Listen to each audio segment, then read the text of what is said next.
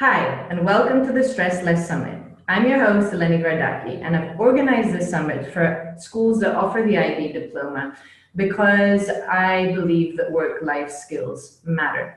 Today, I'm talking with Alex Hryszkiewicz about how we can introduce more meaningful types of assessment into our teaching so as to challenge the excessive focus that our students can sometimes have on achieving a certain grade and help move their attention towards developing more meaningful work-life skills. Alex has been a lecturer in the University of Lille in France for 8 years now. He likes to search for new ways of training and assessing work-life skills such as soft skills. Great to have you here, Alex. Welcome. Thanks for having me. It's a pleasure. So why does it even matter that we reflect on our assessment practices, as teachers, when what if someone's kind of in a position where they're saying, well, our kids go into great universities anyway, they achieve their goal, they go where they want to go, they challenge themselves, they get a lot out of the assessment system as it is. So why bother thinking about how we could change it and how we could improve it when everything seems to be going well? Well, when I started teaching, I was very frustrated because my students were not so interested in what they could learn, what they could take out of my course. They were more interested in how they will be assessed, the points they could get, and the mark at the end that they will get. And I was questioning myself on how I could make them focus more on how they could take something out of my course. I think first we have to understand them because the whole system, at least in France, I will speak for what I know, in France it's based on the mark. And from early on in the school, in elementary school, everything is based on that, whether they will pass for the next year or not. Even the parents, they ask which mark you got. Is it a good mark or not? So the whole system is based on that number. And sometimes I think it's too much. And you have students, as we all know, that they learn everything by heart for the exam. They pass the exam to have a good mark, and then the next day they forget everything. And I think that's not why they should go to the university. They should go to university to learn things, to learn skills, to get a better life and to be happier and to master some skills, Yeah. So I've been thinking about this issue and I try to come up, at least in my classroom, with new ways of assessing to make them more focused on what they could learn and if they learn these things. Let me ask you something, Alex. So what if a teacher is thinking, or a head teacher is thinking, well, we already have a lot of innovative teaching which teaches work-life skills. So we don't need to change our assessment system to also focus on developing soft skills and work-life skills. What would you say to that? Yeah, I've been to some groups or, thinking about innovating teaching. And for some of them, I was struck that people are really thinking of how to transmit the knowledge, but not how to assess it.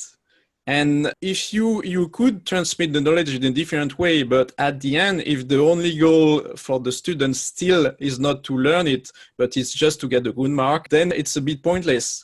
Of course, it's part of the system. You have to think about it, but it's like an employee. You know already that an employee coming to the office just for the salary is not the best employee you could get. You prefer a passionate employee, an engaged employee that will work, is fulfilling for it because it makes sense. This kind of employee will be very more productive.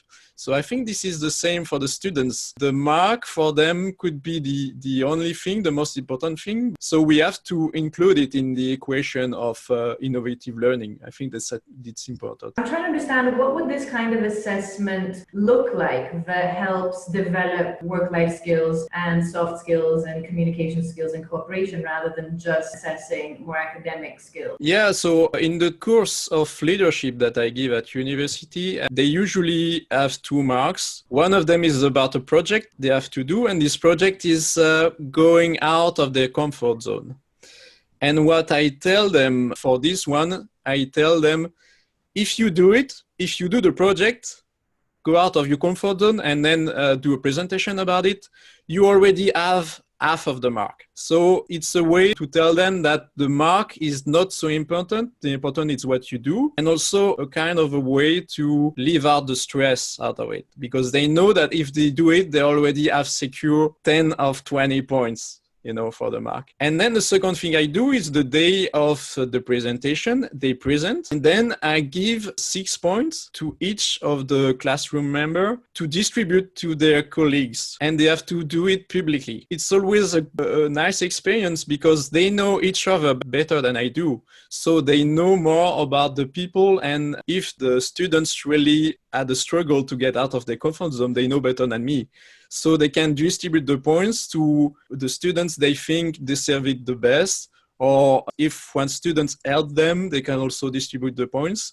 And so it's a way to collaborate, and it's a way also to give the points in a more meaningful way. I took this method from Jürgen Appelo. Jürgen Appelo is the one that invented the Management 3.0 method, which is really interesting, really innovative. And he talks about this method called merit money in this Management 3.0. And merit money is the same thing, is doing a bit of some money to the colleagues, the workers, and they have to distribute this money publicly to their colleagues based on everything they want. But usually it's because they help them or because, someone is struggling and things like that.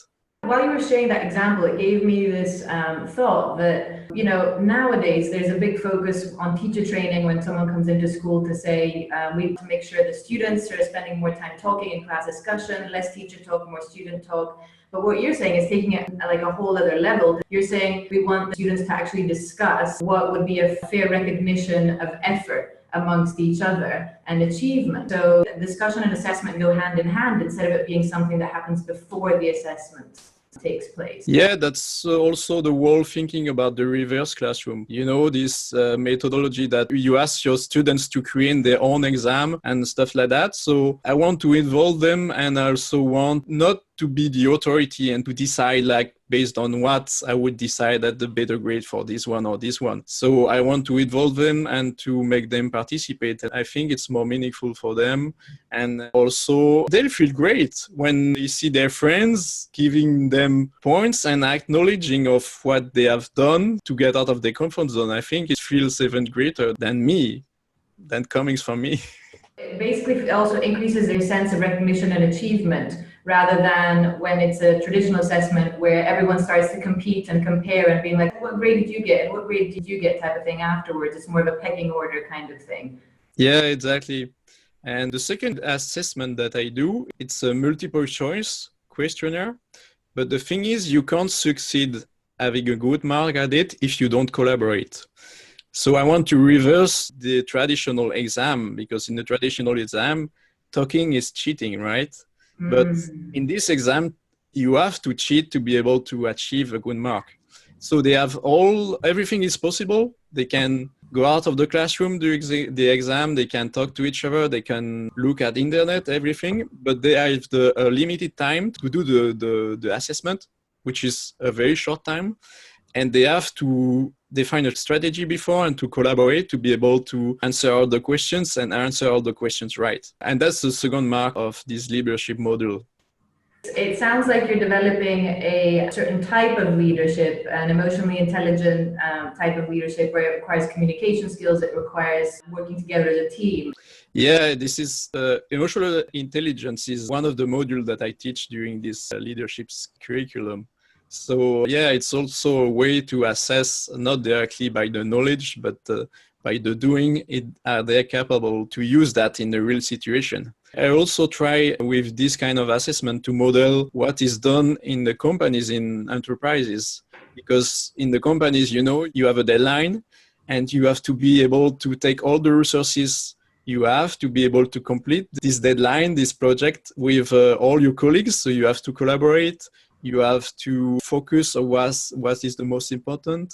You have to talk to each other and you have to respect the deadline because, in some big companies, they have this platform when you submit your offer. And if you don't submit on time, then you lost the market. So.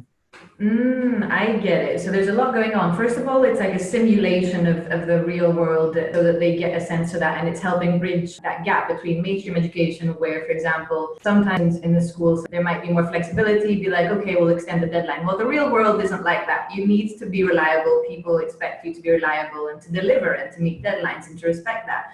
So this really helps to put this value of respecting a deadline into the spotlight, and also in a way you're working together with others, which is also more of a reflection of the real world than traditional assessment. Yeah, I try to model and to make an assessment which is more like a real life, which is not the case, of course, but the fundamental rule of the exam that doing your assessment alone, not talking to anybody else, and to compete with each other at the end. I really wanted to change that. I love it. I love it. And it's also got me thinking as a classroom teacher, what can I do to start bringing in more meaningful assessments with my students? Is there anything else you'd like to add before we wrap up? Oh, you're welcome. No, I would like to add that teaching is fantastic. When you see especially your students evolving and be able to do new things, it's really fulfilling. That's why I do it personally. Yeah, I think we should share the best practices and always think about the best way to do it, the new ways to do it. And I'm really happy that you're organizing this summit to help people exchange ideas and spread the new things about it. So thank you for that. My pleasure, my pleasure. And thank you to the audience who's watching this at home. Make sure to reach out and connect with Alex on LinkedIn via the link below if you want to find out more about what we've been talking about here in this interview. And stay tuned for more such thinking outside of the box, ways for us to help bridge the gap between mainstream education and work-life skills. Take care until the next time.